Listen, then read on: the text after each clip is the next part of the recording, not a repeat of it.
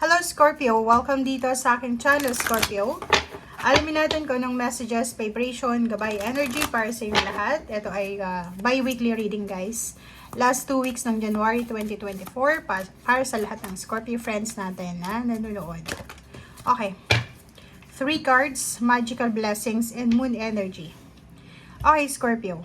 First card is magical blessings. Sinasabi sa'yo ng baraha Scorpio na kung ano man daw itong pinagdadaanan mo sa ngayon, whatever you're going through, huwag kang masyadong mag-alala kasi may mga spiritual helpers, guides, angels ka na nakaantabay sa'yo. Pwedeng hanapin mo yung me time or quiet time sa buhay mo para magkaroon ka ng connection sa kanila. Kasi minsan, yung mga angels, archangels, and guides natin, hindi yan, kumbaga, hindi mo mararamdaman yung presensya nila if nandun ka sa sitwasyon na sobrang ingay. So, kailangan mong patahimikin ang sarili mo, maghanap ka ng lugar na pwedeng tahimik, ikaw lang, wala kang naririnig na noise, kasi yung mga synchronicities na yan, hindi yan lumalabas sa maiingay na lugar. Okay? So, magical blessings, sinasabi ng baraha dito na may magical na blessings na pwedeng dumating sa buhay mo. Kailangan mo lang mag-ask ng help sa ating universe, sa ating angels and archangels. Flourish. Etong lotus flower na to is parang sinasabi sa'yo dito na kailangan mo, Scorpio, na matuto sa mga experiences mo sa buhay, mga past events, experiences sa buhay mo, and gamitin mo yon as inspiration. If ever man na nakaranas ka ng hindi magandang pangyayari sa iyong past or sa kasalukuyan, make sure na gamitin natin yon to flourish, hindi para maging bitter sa buhay. So, for example, may mga financial scarcity, problema sa pera, ang daming utang, maraming mga taong tinapakan yung pagkatao mo. But, wag mo silang gagamitin as para mag-revenge ka. Make sure na gamitin mo to na mga nangyari sa'yo for flourish, di ba? To flourish yourself, para ma-improve yung buhay mo, para ma-develop kung ano man ang pwedeng ma-develop sa buhay mo. And moon energy, surrender. Surrender to the universe, surrender to the divine. Kung ano man to na mga dapat mong i-surrender sa buhay. Okay, huwag nating kontrolin kung ano yung sitwasyon na meron tayo sa ngayon. Wala tayong control eh. Okay, kung feeling mo confused ka, yun, same din dito, kalmahin mo yung emotion mo, hanapin mo yung peace of mind, pray, invoke angels, archangels. Yung prayer na to is sobrang napaka-powerful, and have faith, guys. Okay? Walang imposible sa Panginoon. Pwedeng sa tao may imposible, pero sa Panginoon, walang imposible.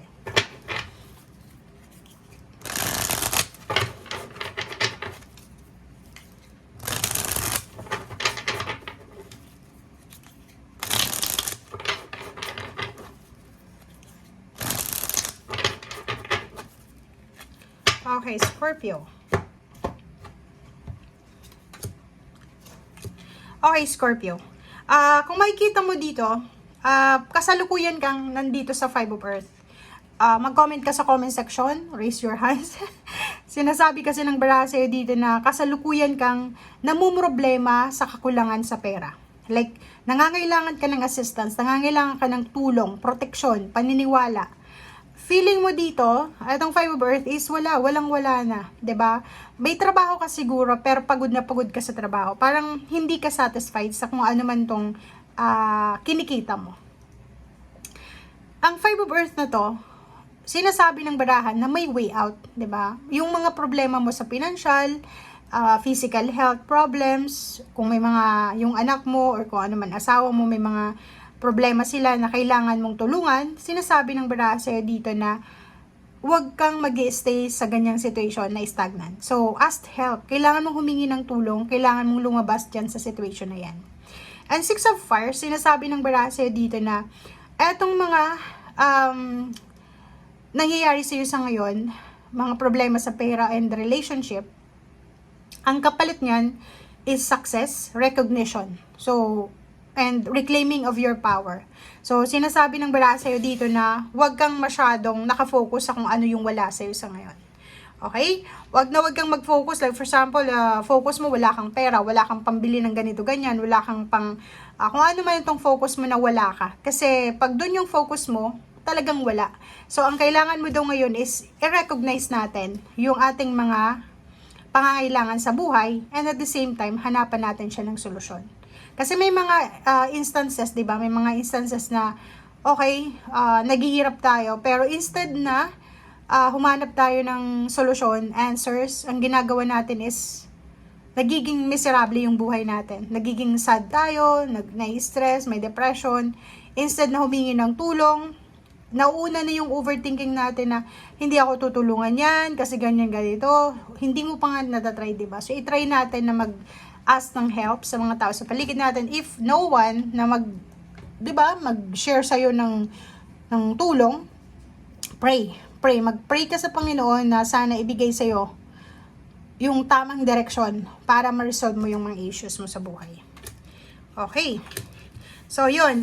Nakikita ko sa'yo dito na may possible na celebration. Same as the Pisces.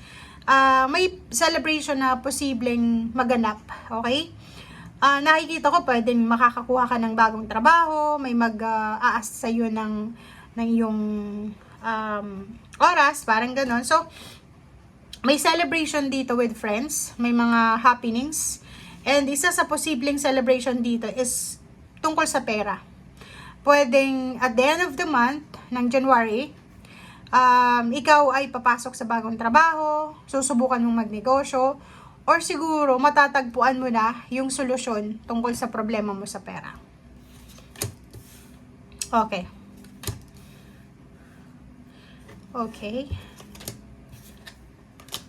Okay, so yun.